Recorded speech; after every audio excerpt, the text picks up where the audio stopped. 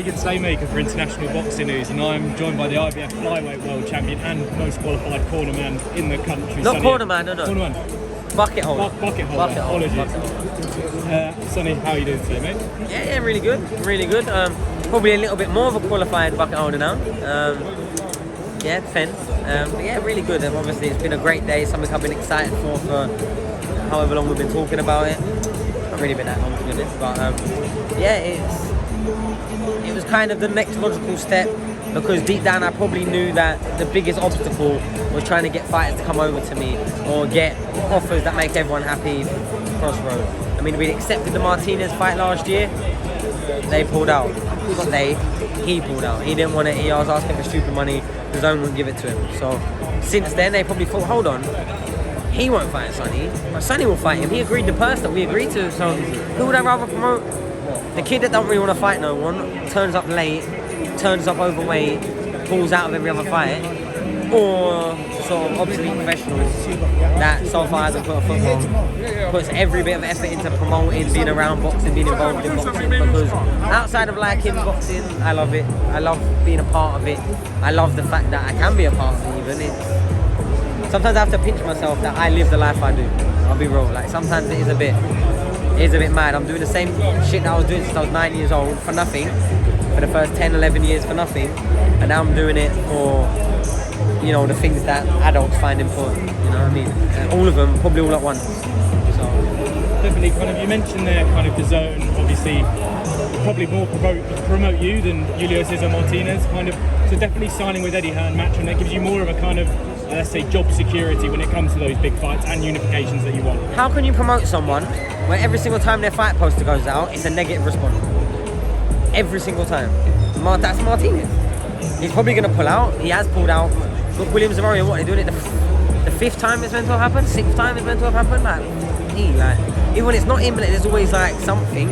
Foul drugs test, got away with it. Like, who would you rather promote? I know if I was a boxing promoter, who I'd rather promote. Like, and who actually would take the fights, because I could show you messages. I did leak them when he lied in an interview. I wasn't going to do it. I don't like leaking private messages, but only when someone lies. Him messaging me saying, oh, make sure we get paid the most money and it needs to be the biggest fight ever. And yeah, but like, I'd accept it. I just want to fight. I will get to the biggest fights ever by beating someone like you. You know what I mean? Like, you're my stepping stone. But for me, they never see me as a stepping stone. They see me as end game, Thanos time. That's what it is. It's like, no, but it's like for them. I see like I might as well fight you now. If I get too further ahead, you're not even gonna be relative. Like I could go through a name about 15 opponents that everyone's heard linked to me. That never happened. And why? Because they're down here. If they're still fighting. So yeah, hopefully Martinez. But I think last time we spoke at your gym, kind of you've been linked with, I think, every reigning champion in the flyweight division as your time as champion. Kind of, obviously Martinez, Eddie mentioned, made 6, Bam made 8. Kind of, what one do you think is more likely, or which one would you like to have next?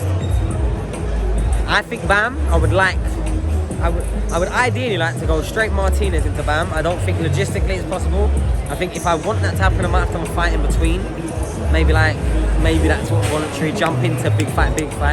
But I really want to go Martinez, then straight into Bam, because I feel like tying up the loose ends of my brother's story, getting that big event, and then going straight into back-to-back. Oh wow, Sonny means business. Like, he's not tried pricing himself out. He's not tried like headlocking Bam on a stupid thing because he just won a bigger fight.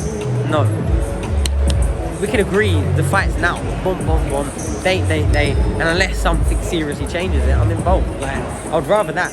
The only time I lose my head is after 6 weeks or 8 weeks of not knowing when I'm going to fight again. That's when I lose. That's the only time I lose my head in this life, in this world. Like, that's when I start staying in the house 3 days in a row and just not wanting to go see or speak to anyone, because it's just on my head. I want to know when I'm fighting. Everything outside of the world, in the normal world, let's say, is only entertaining to me or exciting to me when it comes off celebrating winning a fight. Going out clubbing, partying, drinking, whatever it may be, is only entertaining after I'm rewarding myself, I say. So I was going to say, I wish I got the invite to your after party after Alvarado, mate. Everyone was invited. And next time I fight in Sheffield, it's going to be even bigger. Definitely, mate. Kind of, I've just realised, kind of, I think you've fought 2 mandatories and a voluntary as your time as champion. Yeah. Kind of, you've got the IBF ring now. But you mentioned that you're straight into big fights. You mentioned there, but might have to have a voluntary in the meantime, or would you like to jump straight into one of those? I want to jump straight in, but Bam Rodriguez is fighting on 8th of April. Is he going to be cut? Is he going to have a hand? Is he going to want to fight me? I want to fight June. So all of a sudden, that's pretty much impossible. July, I could stretch to.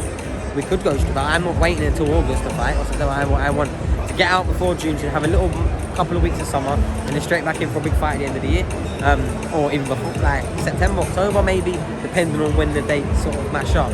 But he's fighting April or whatever, 8 next week. He might want a couple of weeks off, he might want another plan, whatever. So I don't know. I can't talk for him. And Bam, Martinez is potentially, I think, actually is fighting on the Canelo undercard. So April tied up, May tied up, the 2 fights that I really, really want. So right now, if I want to fight June/July, neither of them probably will be ready for that. So I know there's certain people that we could look at, and I would want it to be someone we've seen before, someone that people have compared to, a good fighter, some good wins, world champion, all of that. That's what I'd want to do. And that's what I think we could do as well. So I think no matter what it is, what I'm getting paid is going to be a good fight.